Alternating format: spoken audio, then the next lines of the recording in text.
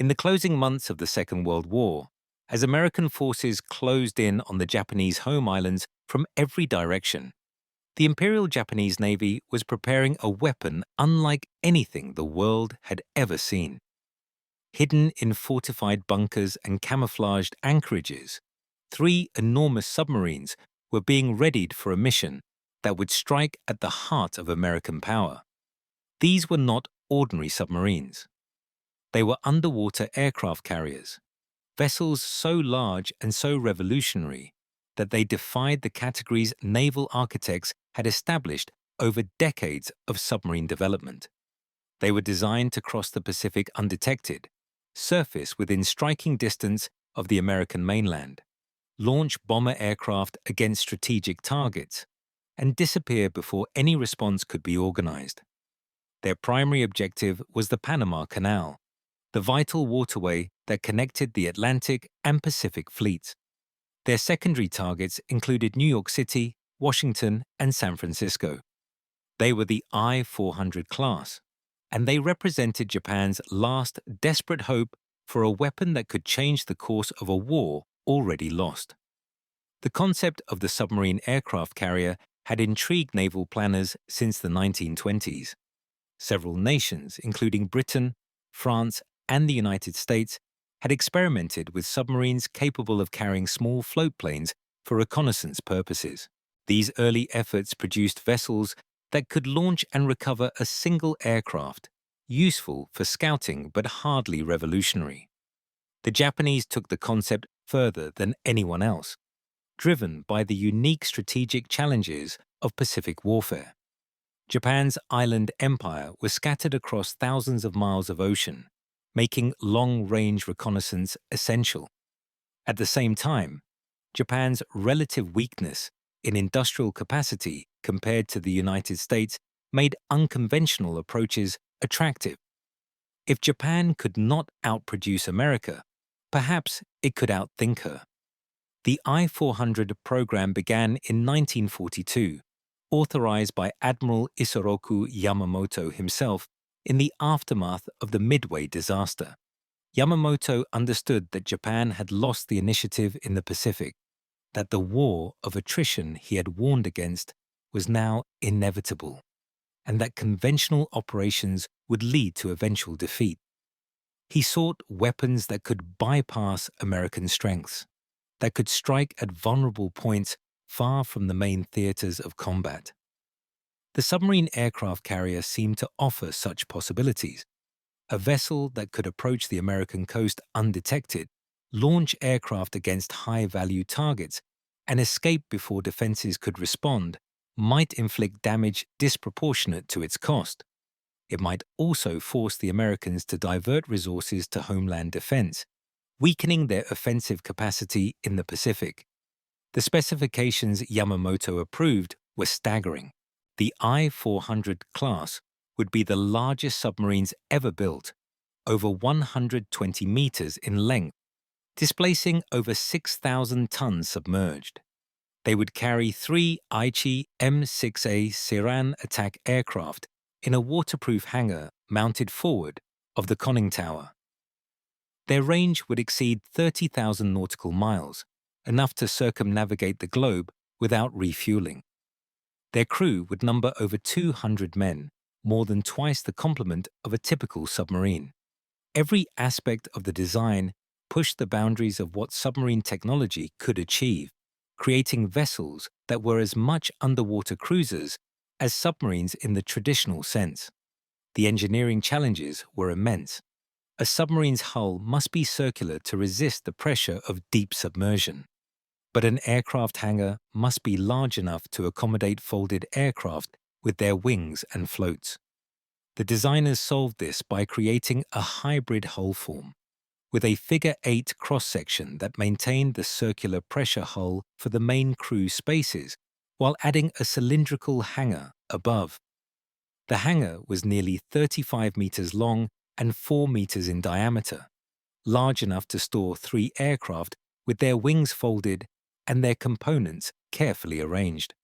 A hydraulic catapult on the forward deck would launch the aircraft.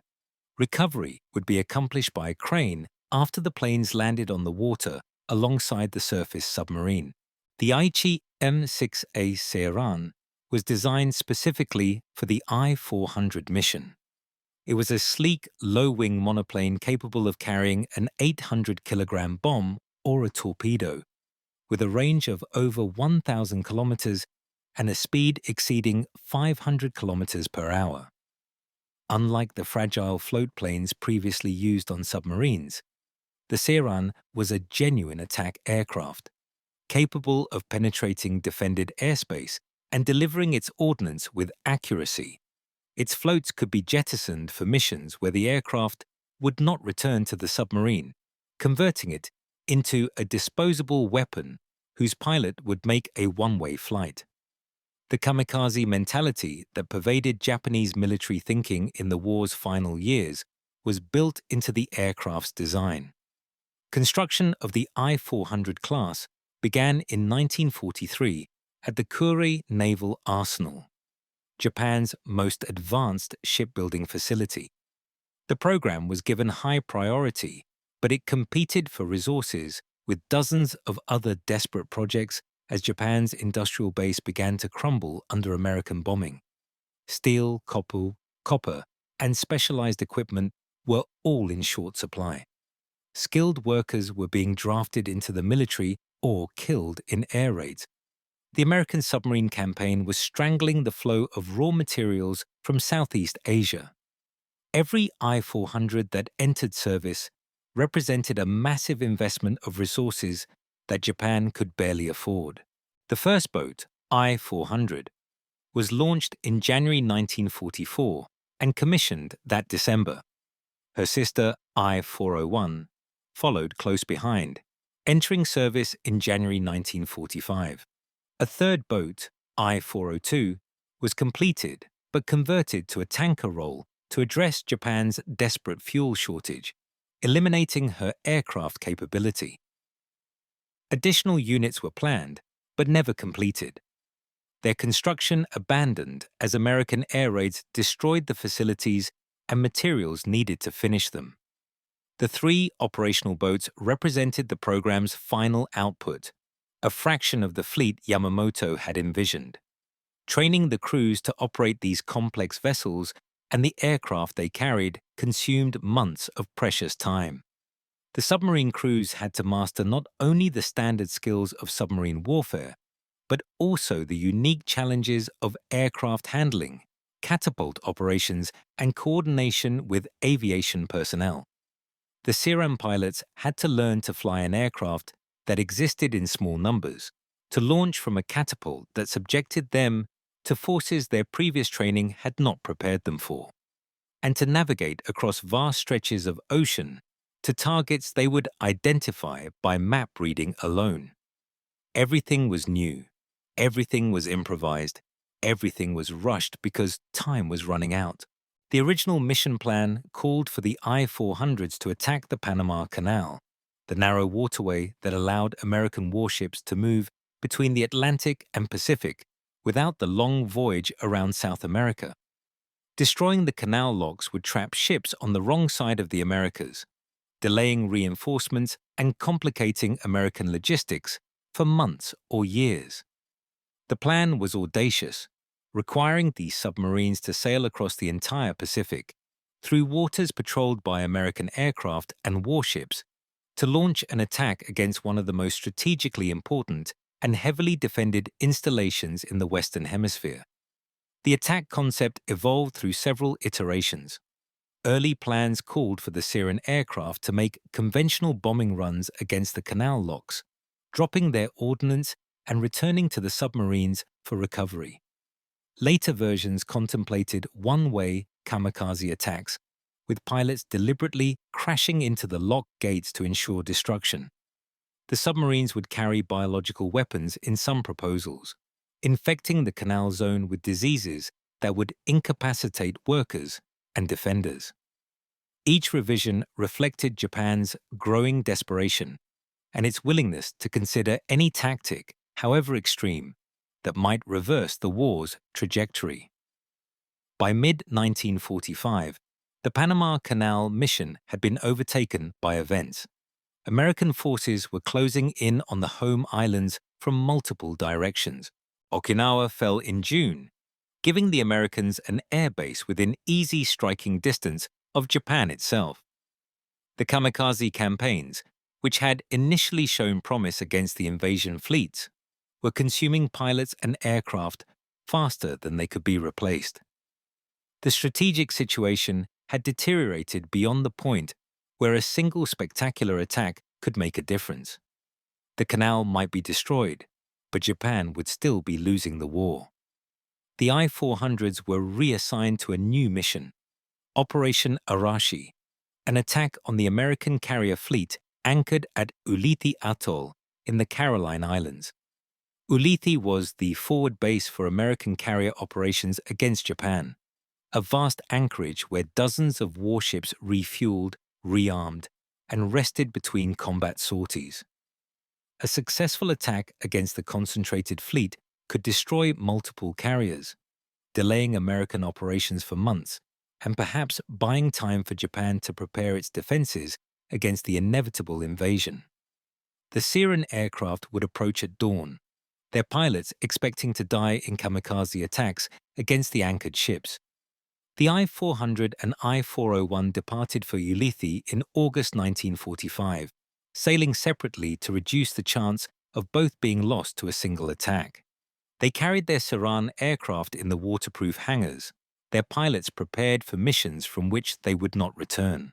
The submarines navigated across thousands of miles of hostile ocean, submerging by day to avoid American patrol aircraft, surfacing at night to recharge batteries and refresh their air. The crews lived in conditions of extreme tension, knowing that detection meant death, knowing that their mission was the last hope of a nation on the brink of extinction. They never reached their target. On August 15, 1945, Emperor Hirohito announced Japan's surrender, bringing the war to an end before Operation Arashi could be executed. The I-400s received the news by radio, along with orders to surface, display black flags, and proceed to the nearest Allied port. For the crews who had prepared to die, the surrender was a strange mixture of relief and confusion. The mission they had trained for, the death they had expected, had been rendered meaningless by events beyond their control. They were alive when they had expected to be dead, and the Japan they served had ceased to exist as they had known it. The surrender orders included specific instructions to destroy anything that might be of value to the enemy. Aircraft were to be pushed overboard, documents burned, weapons disabled. The commanders of the I-400s complied, launching their Saran aircraft with empty tanks and no pilots, letting them crash into the sea rather than fall into American hands. The submarines themselves, however, were too valuable to destroy without explicit authorization. They proceeded to designated surrender points, where American naval teams would board them and take possession of technology that the United States had never imagined existed. The American reaction to the I-400s combined astonishment with intense technical interest. Naval intelligence officers who boarded the submarines found themselves aboard vessels that exceeded anything in the American inventory in size, range, and capability. The underwater aircraft carrier concept, which American designers had dismissed as impractical, had been realized by Japanese engineers in ways that demanded careful study. The captured submarines were sailed to Pearl Harbor and later to the continental United States, where teams of experts examined every system, photographed every component, and interviewed every crew member willing to talk. The Soviet Union, now a potential adversary rather than an ally, demanded access to the captured submarines under the terms of the surrender agreement that called for sharing of Japanese military technology. The United States, unwilling to let the Soviets study vessels that represented a potential leap in submarine capability, made a fateful decision. In late 1946, the I-400, I-401, and other captured Japanese submarines were taken to sea off Hawaii and scuttled in deep water. The technology they represented was sent to the bottom rather than shared with a nation that was rapidly becoming an enemy. The scuttling was effective, but not permanent. In 2005, researchers from the Hawaii Undersea Research Laboratory discovered the wreck of the I-401 lying on the seafloor off Oahu, her hull intact, her conning tower rising from the sediment like a memorial to the ambitions that had created her. The I-400 was found in 2013, resting upright on the bottom at a depth of nearly 700 meters. The submarines that Japan had built to win the war had become archaeological artifacts, their secrets long since superseded by technological developments they had helped to inspire.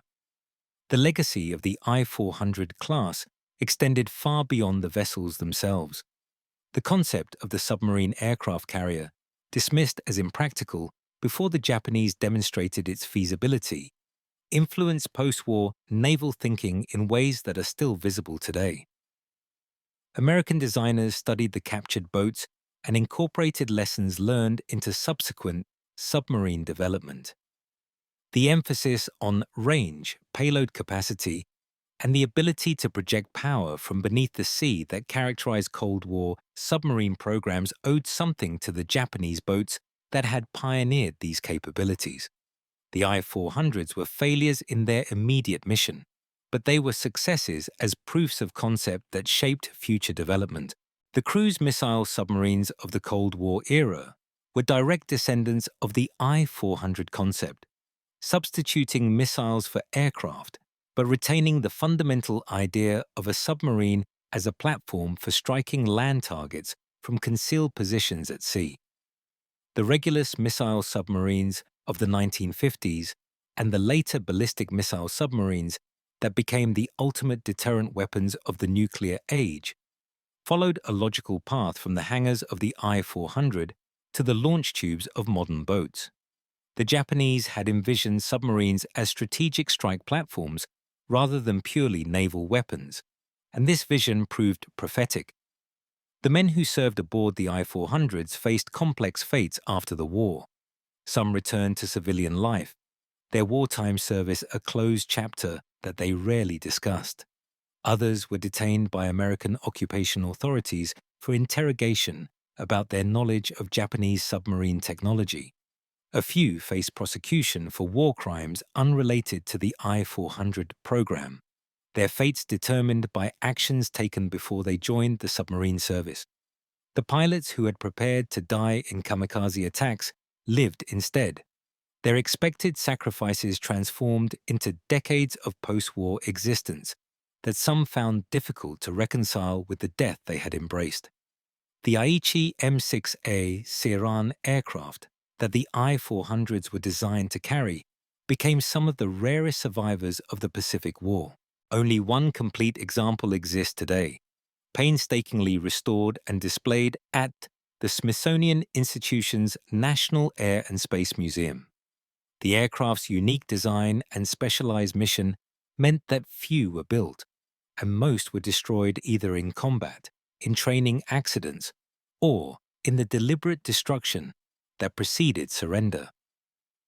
The surviving Seiran stands as a testament to Japanese aeronautical engineering and to the ambition that produced an aircraft designed for missions that were never flown.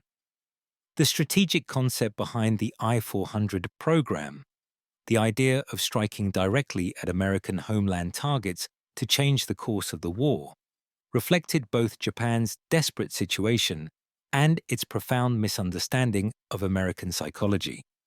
Japanese planners assumed that attacks on American soil would demoralize the public and force the government to seek a negotiated peace. This assumption ignored everything that the American response to Pearl Harbor had demonstrated about national resolve under attack. An attack on the Panama Canal or American cities would have hardened American determination, not weakened it. The I-400s were designed to accomplish a goal that could not be accomplished, even if their missions had succeeded. Yet the program also reflected a technological vision that transcended its immediate military context. The Japanese engineers who designed the I-400s were pushing boundaries that their counterparts in other navies had not attempted. They created the largest submarines of their era, the first true underwater aircraft carriers, vessels capable of projecting power across oceanic distances in ways that anticipated developments decades in the future. Their achievement was compromised by the circumstances that produced it, the desperation, the resource constraints, the shortage of time. But it was an achievement nonetheless.